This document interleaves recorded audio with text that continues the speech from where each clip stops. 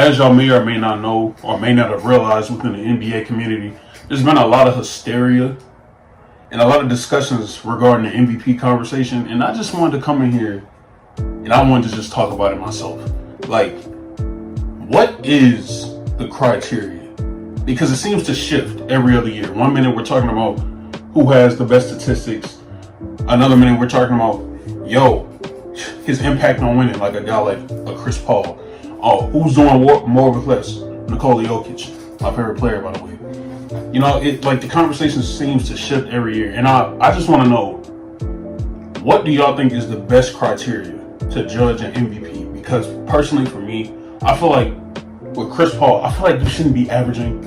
I know Chris Paul's impact goes deeper than the numbers, but I feel like I'm not picking a guy who's averaging 14 and 10 to be my MVP, especially when guys have just as good of records in terms of like Giannis in the East. Giannis is dominating the NBA, by the way, and nobody wants to talk about it. Giannis is averaging, 29, 12, and 6? 29, 12, and 5? Something around those lines, on above 55% shooting. They're second in the conference.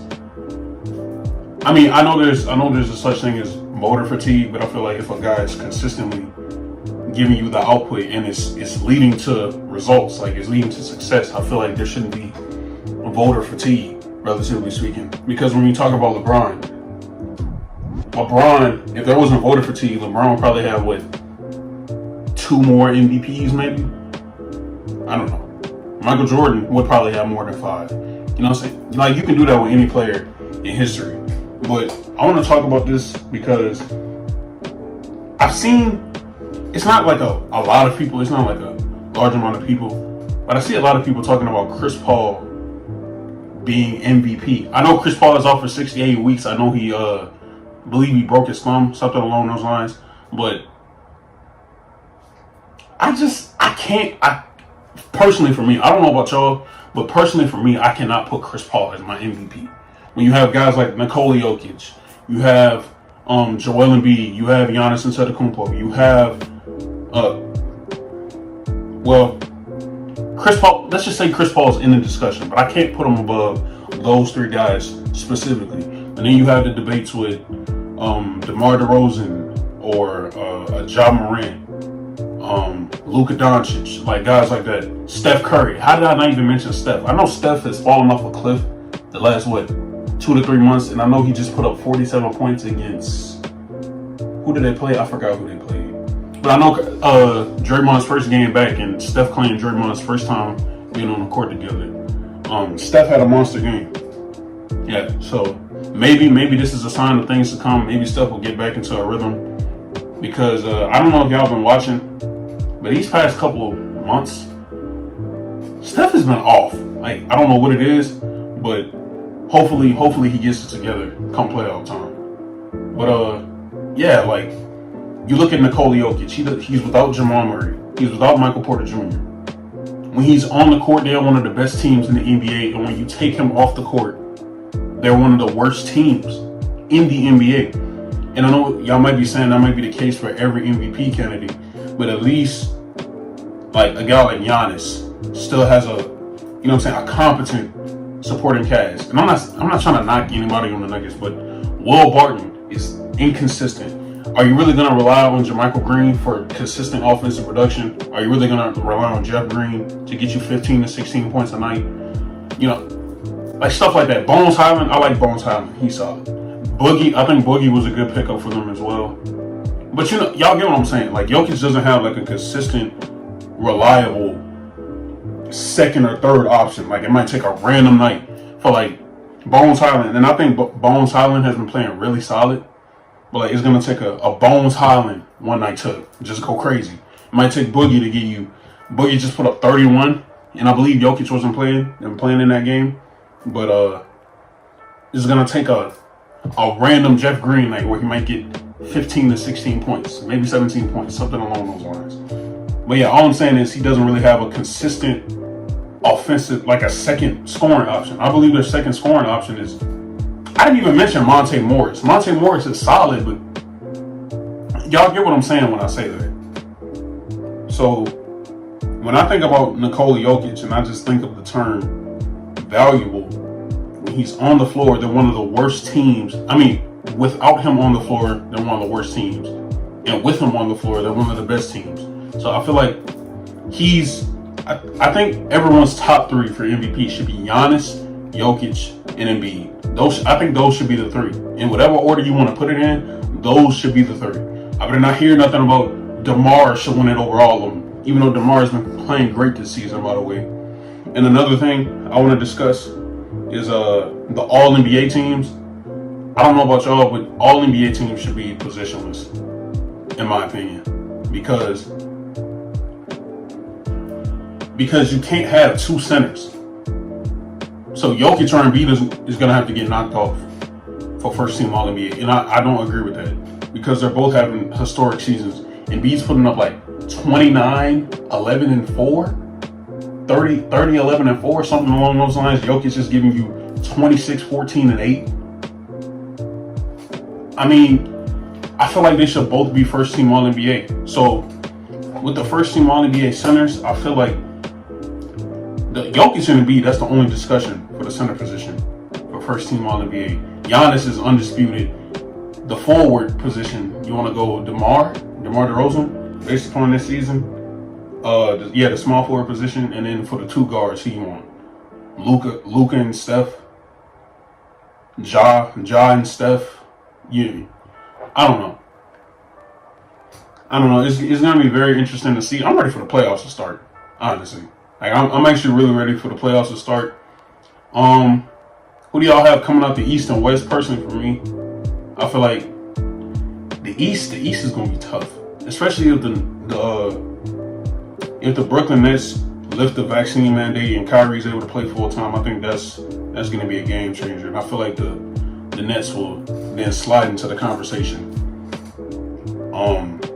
You have Milwaukee, you have the Miami Heat, Cleveland. Unfortunately, I believe did Jared Allen break his thumb? Something like that. I know he got injured. He's gonna be out for a while. Who did I not mention in the East? The Bulls. I mean, do I really fear if I'm one of these teams in the East? Do I fear the Bulls? I feel like the Bulls are a threat. I really like Zach LaVine. Zach LaVine is nice, bro. I really like Zach LaVine. He's been doing this for like the past 2 years, 3 years or so. So I'm glad that he's finally starting to get a little more recognition, a little more attention. The Cavs I did not think the Cavs were going to be good. Not this good, at least. I thought at best they were going to be fighting to get into the playoffs like they were going to be a play-in team. I thought they were going to be seeds 7 through 10. And I know they fell to the 6th seed, but for majority of the season, they've been between the 3rd and 5th seeds, or like 4th and 5th seeds, something like that. So the Cavs, I did not expect the Cavs to be this good. When I found out that they were running Lauri Markkanen as small forward, I was like, pack it up, bro. I ain't gonna lie to you. I did not see Darius Garland becoming this good. I did not see it coming. I knew he was solid, but I didn't all-star talent. I know he had the tools to become an all-star, but it was nice. It was nice to see him emerge. He's averaging about what? Last time I checked, it was about 20 to 21 points, 8 to 9 assists, something around there. So yeah, the Cavs are really good. Who did I not mention? Milwaukee, Miami, Philadelphia. Do y'all trust James Harden come postseason time? Like, genuinely speaking, do y'all trust him? I don't know. I know it was just, matter of fact, he just laid 2 stinkers. He played awful against the Nuggets as well. He didn't play up to par against the Nuggets as well. James Harden, I don't know. Obviously, from a talent perspective, you have to consider them because they have James Harden and Joel Embiid on their roster. But I don't know. Come postseason time, if James Harden is on the same type of timing he was in 2017 with the Spurs, or like when they faced off against the Warriors, I don't know. We'll just have to wait and see. Are there any other teams I forgot? Toronto has been playing really good. Yeah, I got the Bucks. Personally, I have the Bucks coming out the East, but I'm not willing to like say it's a solidified thing because anything can happen. It's the playoffs.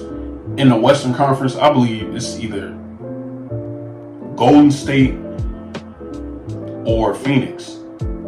Memphis, I believe Memphis is going to win a playoff series. Then they might go down in 6 or 7 games to the Warriors. Who else? Dallas has been playing really well. Denver, I don't trust Denver without. I love Jokic, but they're not winning. They're not winning without Michael Porter Jr. and Jamal Murray. Timberwolves, nah. Who's the AC in the West? I don't know who's the AC right now. I know it goes, Pelicans. The Pelicans is 10th. The Lakers are 9th. The Clippers not on nothing. The Lakers suck. And the Pelicans suck and not on nothing. So I have the Suns and Warriors coming out the West, and in the East, I want to go with the Bucks because I believe in Giannis. I'm a big Giannis fan. Giannis is one of my 2 favorite players. Him and Kolbe. Alright, y'all. So my camera cut out, so I'm gonna make this real quick. What was I talking about? I was talking about the Suns and the Warriors coming out the West, facing off against the Bucks.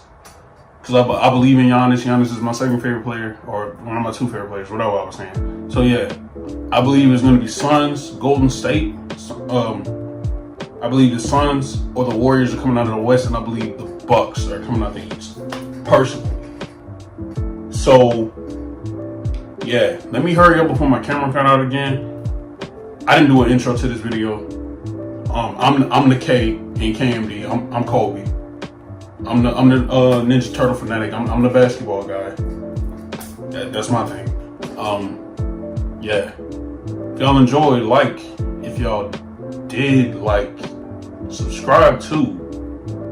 And thank y'all for all the support for Malik on his reaction video to the little Meat Canyon video or whatever. Appreciate y'all. Appreciate all the love for that. It's been Kolbe of KMD. I'm out of here. And I'm gonna see y'all next time.